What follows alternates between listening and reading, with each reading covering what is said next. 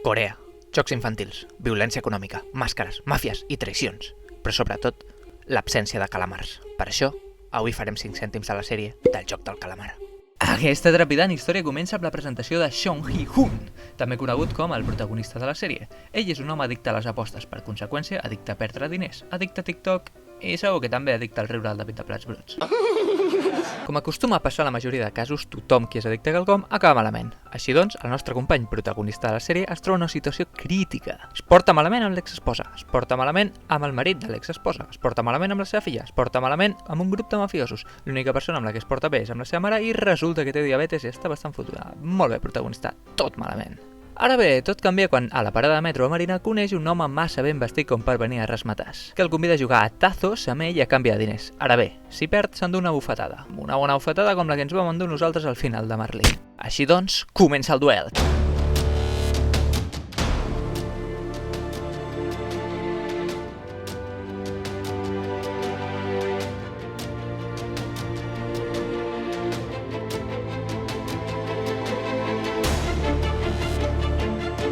Quan per fi aconsegueix, el portaveu de l'antiga Convergència li dona una xuleta per l'examen de geometria i un número de telèfon, convidant-lo a participar a un joc on pot guanyar encara més diners. Al principi dubta si trucar o no, pensa que pensa, gira que gira sobre el llit, i al final arriba a la conclusió que, si lo Cartanyà va poder emetre 3 temporades a TV3, ell podria guanyar més diners acceptant la proposta de l'home del metro. Així doncs, hi truca, puja un autobús direcció Manresa i es queda adormit. Quan desperta es troba en una habitació semblant a una sala d'actes de la Universitat Autònoma. Hi ha molta gent, tothom va en xandall, però almenys combinen millors colors. Tothom va de verd i té un número signat. En el cas del nostre protagonista li ha tocat el número 456. Significarà alguna cosa? Pot ser una combinació secreta? Un codi? Tu què n'opines, Atori? En aquest punt és on ens presenta els diferents personatges que acompanyaran la narració amb trames transversals i que aniran morint per tal d'afegir un moment de llagrimet al llarg de la cinta, ja que, com sap tothom, les persones que no tenen nom, doncs no importen. I aquests són Chang Sang-hoo, com l'amic de la infància del protagonista, amb el qual se suposa que tenen molta confiança i que ha acabat sense diners i a punt d'entrar a la presó per no haver-se subscrit a aquest canal. Així que ja sabeu, si no voleu acabar tancats en una sala a punt de participar al joc de calamar, sota teniu un botó preciós de color vermell. O Il Nam, com l'avi durable i vulnerable que tothom vol abraçar i que segur que no amaga res de dolent. És el número 1 i participa perquè té un tumor al cap i prefereix morir amb un somriure a la cara que sol i trist en un llit. Visca l'entretiment, Jang Dok-soo, com el Draco Malfoy de Harry Potter, però menys ros i més Corea. Kang Sa-byok, com la noia seriosa que és millor tenir-la com a amiga que com a enemiga, i que de ben segur podia participar en alguna pel·lícula Tarantino. Abdul Ali, com el noi d'origen pakistanès, que com és pakistanès es veu que s'ha de dir Abdul Ali i que ens demostrarà que l'amistat és una arma de doble fil. Han Mi-nyo, com la noia peculiar que saps que en farà alguna de grossa però no saps quan.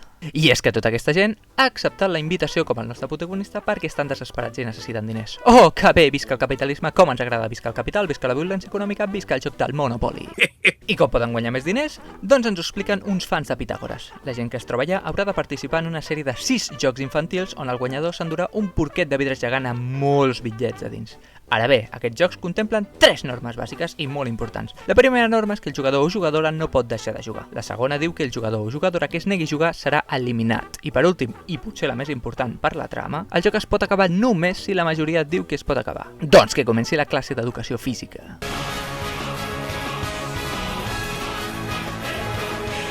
Primera superprova, el pica-paret. Suposo que tothom sap de què tracta el joc, però com pressuposar les coses és un dels grans mals de la societat occidental actual, ho explicaré. L'objectiu del joc és arribar a tocar la paret final, en aquest cas creuar la línia rosa del final de la sala. La gràcia és que només et pots moure quan el ninot, semblant a un capgros de Mataró, està mirant enrere. Quan es gira t'has de quedar quiet, perquè si no, t'eliminen. Punt important! Aquí eliminar significa... Joder, tio, quin mal rotllo! Com que això era desconegut pels participants, molta gent subcorrents, patant-se la norma bàsica del picaparet. Resultat, gaspatxo del Mercadona. Òbviament, i per conveniències del guió, tots els personatges que tenien nom i cognom segueixen vius, així que, com dirien els Stay Home,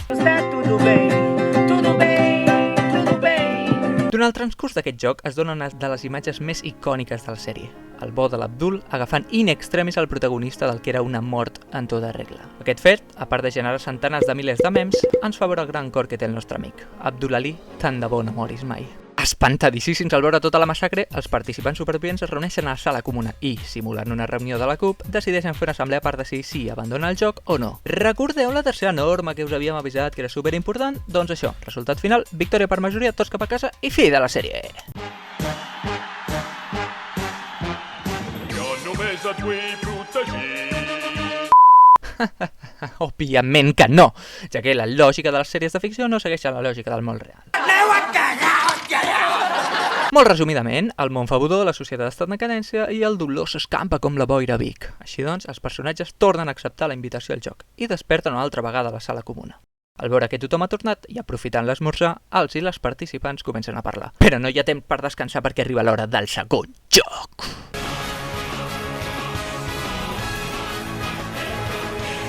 Què tocarà ara? Potser el joc de matar? Potser fer un verell a sobre un matalàs, fer un 3 de 9 amb folre i manilles? Quin misteri, quina tensió! Doncs res d'això! La prova consisteix en tallar una figura de sucre d'un motlle utilitzant una agulla. Que cabrons! La gràcia d'aquesta prova és que no tothom té la mateixa figura i que tenen un màxim de 10 minuts per separar-la del motlle. Si no s'assoleix en aquest temps i la figura es trenca... Així doncs, i com era d'esperar, al nostre estimat protagonista li toca la figura més complicada, un paraigües. Com resultarà aquest molest entrebanc en el camí del seu destí?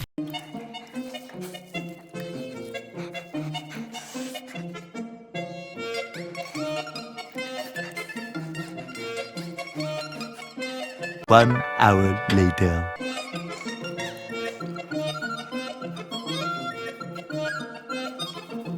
A poc a poc, la gent va superant la prova i també veiem que passen algunes coses que cal remarcar. Tenim sospites que en Wu, l'amic de la infància protagonista, sabia o intuïa de què anava la prova, però que sabia reservar la informació. Cabron. I també veiem com la noia peculiar, que a partir d'ara li diem 212, utilitza un encenedor per facilitar el procés i que li cedeix el Draco Malfoy per establir una aliança. Ui, quina por que em fa això. A l'acabar, es torna a reunir a la sala comuna per petar la xerrada i veia una mica de xarango. És aleshores quan, intencionalment, els guàrdies decideixen donar menys quantitat de menjar, provocant que els participants es barallin entre ells. És en un d'aquests moments de tensió quan el Draco Malfoy dispara un flipendo que acaba impactant i matant a un pobre participant. Visca, visca, criden tots, el dulen tot, anirà excavant i tots viurem feliços i tranquils jugant a jocs infantils. Però res més allunyat de la realitat, companya que ens veu. No només els guàrdies no fan res per evitar el seu acte, o si menys no castigar-lo, sinó que just ens adonem que cada mort compta pel premi final, reduint el número de participants i augmentant la quantitat de diners que es posa dins del porquet de vidre. Sabeu què vol dir això? Els participants i les participants arriben a la conclusió que matar agilitza el joc i això es tradueix en el que serà una batussa i de les grosses. Múscul, múscul, man, pot ser tant tothom amb el món sencer. Múscul, múscul, múscul, múscul, man. Qui ho atura tot és l'avi durable amb un discurs motivador. Òbviament, la nit es resumeix en que els protes no moren. Aneu a cagar, Els que sí que moren, però de ganes de tenir una estoneta de passió, són el Malfoy i la 212, que s'escapen als lavabos a dir-se paraules d'amor senzilles i tendres. Quan estan gaudint dels misteris de la biologia, la noia li diu que sortiran d'aquí junts, i que si li passa pel cap trair-la, serà ella mateixa qui el mati. Així doncs, després d'una nit caòtica, arriba el tercer joc. Estirar la corda. Amb grups de 10 persones s'ha d'estirar una corda per tal de fer caure l'altre equip. En una classe regular d'educació física, qui partia riuria i ja està. Aquí caure significa... Equip de personatges potes a un grup, Slytherin que l'altre. Ara bé, recordeu que fa res i per conveniències del guió la nit de passió acaba amb la noia dient que si la traeix hi haurà conseqüències? Doncs el malvat mafiós Malfoy decideix prescindir d'ella pel grup. Xan, xan, xan, xan, què passarà? Quin misteri hi haurà? Pot ser una gran nit. Doraemon, creus que aquest acte tindrà conseqüències? Sí. I tu, Novita? També ho creus? Evidentment. Se suposa que el grup de protagonistes hauria de perdre perquè en teoria són més dèbils i més bona gent, però òbviament no perdran perquè són els protagonistes. I a part d'això, l'avi durable els ensenya una tàctica infal·lible basant-se en diferents principis físics i matemàtics que ens haurien d'haver ensenyat a les classes de física en comptes d'explicar-nos què passa si tiro una pilota des del terrat d'una casa. Oi que sí? Evidentment. En fi, que comenci el joc, la classe dels dofins contra la classe dels girassols. Al principi, el grup de protagonista comença amb la tàctica de l'avi, fer cansar el rival. Tot i que la teoria és bona, igual que de bona és el dolor de lumbars que et deu quedar després de fer aquest moviment, els nostres estimats comencen perdent. És en aquest moment on es demostren que l'enginy pot a la força. Amb un moviment de peus i aprofitant la inèrcia, fan caure l'equip rival al terra i s'enduen la victòria. Adeu, companys secundaris, mai ho recordarem. Goodbye, my lover. Goodbye, my friend. You have been the one A la caixa! Per la nit es fan un búnquer per protegir-se de possibles atacs i per torns van fent guàrdies on anem coneixent una mica més el passat d'alguns personatges. Aquestes converses ens predisposen pel quart joc, un joc que s'ha de fer en parelles. El senyor protagonista decideix fer equip amb l'Abby, Kang amb una altra noia, l'Abdul amb en Wu, ja que havien fet bones migues la nit anterior. Però la noia 212 es queda sola perquè són imparells. Oh, quina putada! I els guàrdies se l'enduen. Què passarà amb ella? Estarà fent-se uns cubates amb en Joel Joan, uns dominos amb en Jordi Pujol, who knows, who knows, who knows. I quin és aquest joc? Doncs abans d'això ens hem deixat d'explicar una subtrama molt interessant, i quan diem interessant volem dir que no aporta gaire, i quan diem que ens hem deixat d'explicar volem dir que no teníem ganes d'explicar-la. Així que farem un resum molt ràpid. Doncs es veu que hi ha un policia que busca el seu germà perdut i seguint unes pistes posades per casualitat s'infiltra a l'illa on es realitza en aquest joc. Sí, perquè és una illa i no són les Balears perquè no hi ha cap alemany. Així doncs, el Pol investiga i descobreix una màfia traficant d'orgues i que el joc estan dissenyats per satisfer un grup de milionaris blancs i que qui ho organitza a priori és un home amb una màscara molt xula. Qui és aquest home misteriós que sembla tenir més poder que la Juliana Canet, més poder que l'Adrià Sales de la Pegatina quan agafa una guitarra o més poder inclús que la Pilar Rahola en un sopar cadaqués? Qui? Doncs és el germà perdut del Poli! Oh, ningú ho esperava! De la mateixa manera que el superpolicia infiltrat tampoc esperava això. Hòstia, no pot ser! Fet el resum, seguim els jocs.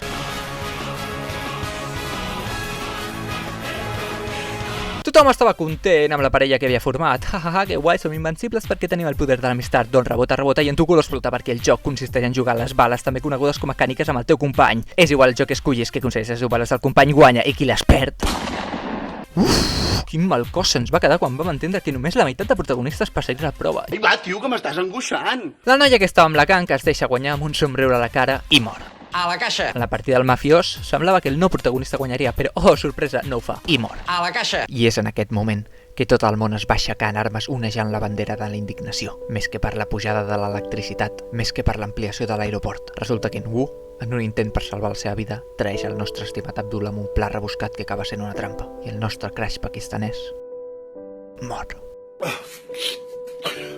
Però la batalla més intensa és la que es du terme entre el senyor protagonista i l'Abby adorable, que juguen un joc d'apostes amb les bales per endevinar si hi ha un número parell o se n'ha de bales a les mans. I mira que resulta que el nostre senyor protagonista anava perdent, però aprofitant una distracció de l'Abby fa trampes per guanyar.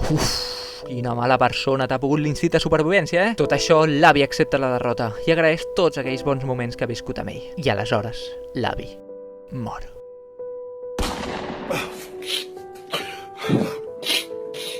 L'ambient respirava tristesa. La meitat dels participants havia caigut. Quin drama, quina desolació, pitjor que la déu de Charango. Però no tothom està d'Ebre perquè resulta que la 212 segueix viva, visca! I sabeu a qui no li fa gràcia això? El Draco Malfoy. Ui, mireu com la mira, buf, quina tensió. Però no és moment de miradetes tortolitos perquè arriba al 5è joc.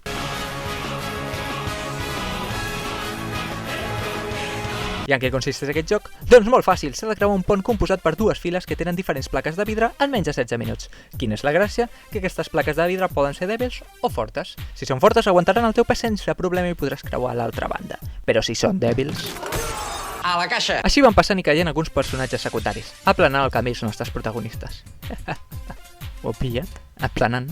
En fi, així va transcorrent el joc quan recordeu que la 212 li va dir al Malfoy que si la traís el mataria? I recordeu també que el Malfoy la va deixar de banda en el joc de la corda? Doncs ja estan els ingredients que elaboren el còctel de la mort. Un còctel pitjor que beure Cruz Campo, pitjor que beure's un cafè en un kebab. Així és. Ambdues moren.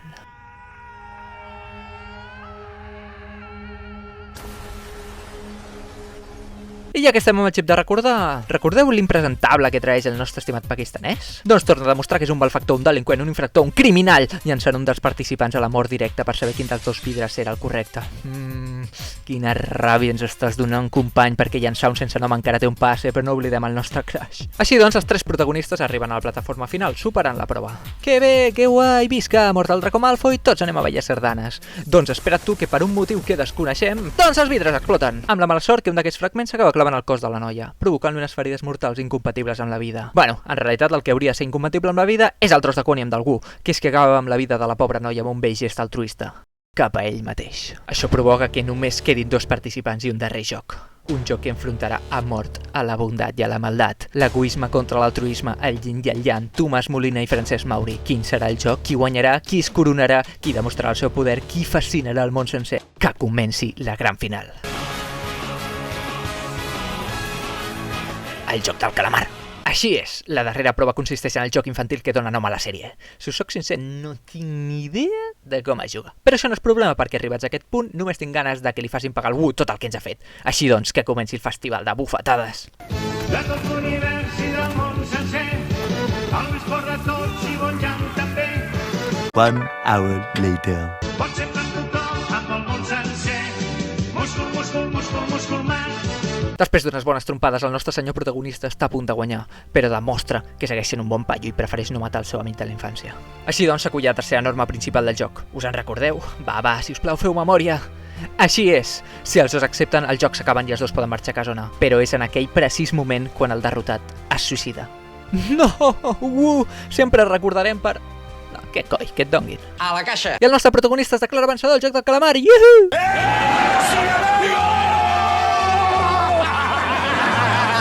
Aleshores se'l deixen al carrer amb una targeta d'Imagine Bank a la boca, on hi ha tots els milions que ha guanyat participant als jocs. No vaig tan malament de peles, tampoc. Però com és el protagonista i ens ha de mostrar i imposar valors positius, decideix no utilitzar-la. Passa un any i veiem com està pitjor que abans de començar. La seva mare ha mort i no ha superat tot el que li ha passat.